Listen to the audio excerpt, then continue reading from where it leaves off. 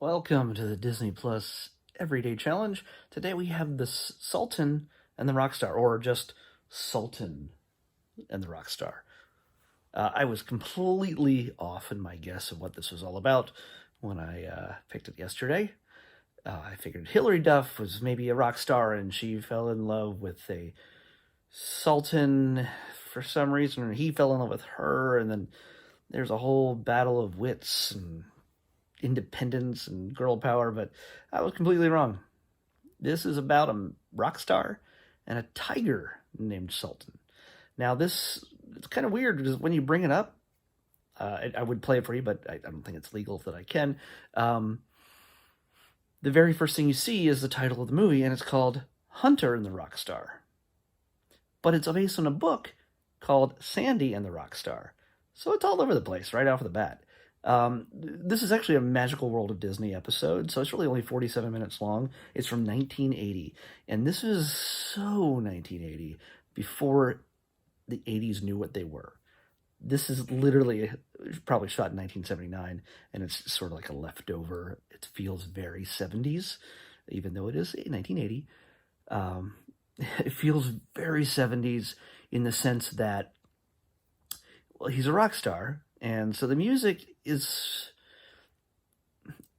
basically, there's footage of him on stage with his band just rocking out. He's a big, huge rock star. I think his name's Paul Winter, and he's just blowing the crowd away, and they intercut it with audience footage from somebody else's concert, but it looks like he's rocking out. And by the way, the rock star is Timothy Hutton, a very young, very long-haired Timothy Hutton. For those of you who know their actors, I didn't even recognize him at first, and I looked at it, and I pulled up the IMDb as I'm watching it, and I'm like, wow, that's Timothy Hutton. He looks nothing like him at first, but then you look at his face, and it's like, yeah, that's him. Anyway, this is a story of a bored, exhausted rock star who is just tired of touring, and he wants to get away. So somehow in Los Angeles, he disappears. He ditches his mom, who's on tour with him, and his agent or his manager or whatever it is. He ditches them and decides to just take off for a few days. He sort of hops on a boat, and it's going off to an island that he doesn't even know where it is, where they're going. I'm just going to escape. That's his attitude. He can do that. Well, he does that. I should say he only does that after he tries to get a motel for $30 a night somewhere along the coastline of California. It kind of looks Malibu-ish, maybe a little bit further up. I'm not sure. But he tries to get a room, and the guy at the motel, wants to charge him $30. The kid starts, flipping through his large bills because he's a rock star. He's got a lot of cash on him. And the manager of the motel is like, "Did you steal that, kid? I'm going to call the cops. You look like you could have stole it, damn hippie." Well, he didn't say damn hippie, but still, it was pretty much the attitude. And so, the cops arrive almost immediately. So Timothy Hutton is just running his ass off through down the beach until he finds a boat that's heading away, and that's where he ends up. Coincidentally, which we find out around the same time, that a tiger who used to be in showbiz, he's very gentle, very sweet. Kids used to play with him. He used to be on TV or whatever, and he's been captured. He's kind of past his prime, and he gets sold off to a guy who's rich and hunts animals for sport on his island. And that island is where the two meet. Sultan and the rock star. So, I'm not going to ruin anything else for you. It's only 47 minutes long. It's not very long. It's a very short little story. It's just the two of them trying to work it out and survive long enough to not get killed by this hunter, rich guy with way too much money. And he's also, kind of injured himself in the past, so he doesn't get to hunt a whole lot where he used to go around the world and hunt.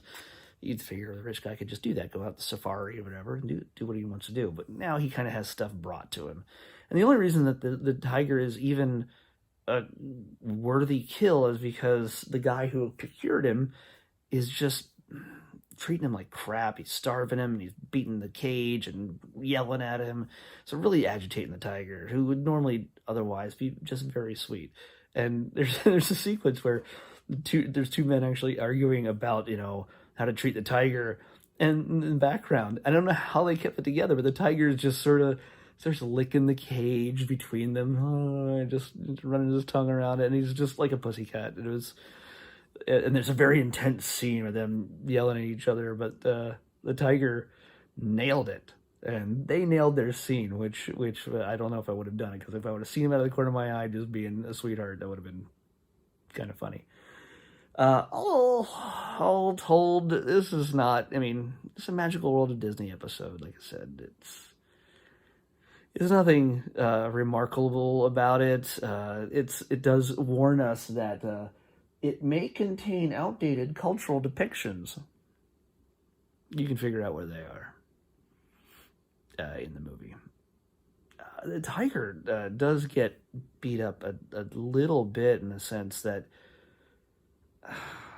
you're just like, he really didn't treat animals well back in the day. And this is 1980. Going back to the 1950s and 60s, those Swiss Family Robinson movies, we treated the animals like crap back then too.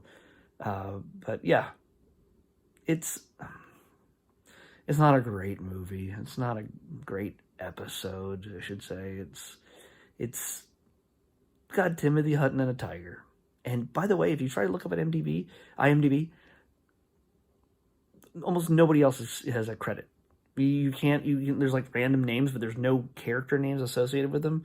And the only way you'll know who's in this movie is if you watch the credits at the end. That's about it. And somehow nobody bothered to take the time to copy down the names and update IMDb with it.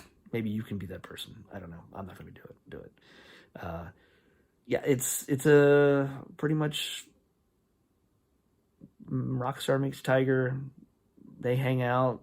They forage for food.